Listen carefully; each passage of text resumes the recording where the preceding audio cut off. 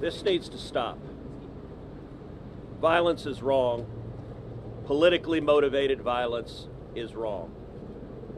It was 2 weeks ago today that we saw a political assassination in Utah that tore the heart out of much of this country. This is the third shooting in Texas directed at ICE or CBP. This must stop.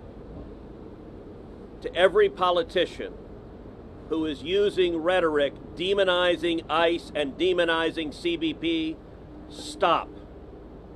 To every politician demanding that ICE agents be doxxed and calling for people to go after their families, stop. This has very real consequences. Look, in America, we disagree, that's fine, that's the democratic process, but your political opponents are not Nazis. We need to learn to work together without demonizing each other, without attacking each other. And I want to say thank you. I want to say thank you to the brave men and women of law enforcement. I want to say thank you to the brave men and women of ICE and CBP and everyone who puts their lives on the line to keep us safe. The divisive rhetoric tragically has real consequences.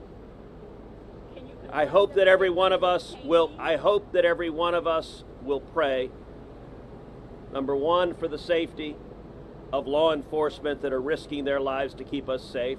Number two, for the health of those who were shot and injured today. We still don't know the full details of who was injured, but for the families also of the victims of this shooting. Violence has no place. It is wrong.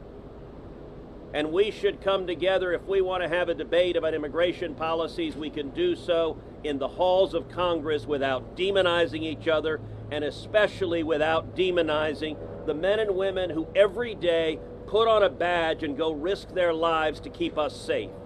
And we should not be putting language out there that inspires madmen to commit evil crimes. Our prayers are with the men and women of law enforcement, and we ought to come together and have some decency across the political aisle to say this violence is wrong and it needs to stop. Senator, have you been told that immigrant detainees were the victims of today's shooting? My understanding is the details of who the victims are still being ascertained, so I don't want to go ahead of law enforcement releasing these details. What they have said is that no law enforcement was injured, and so that's a natural inference, but I don't know the details.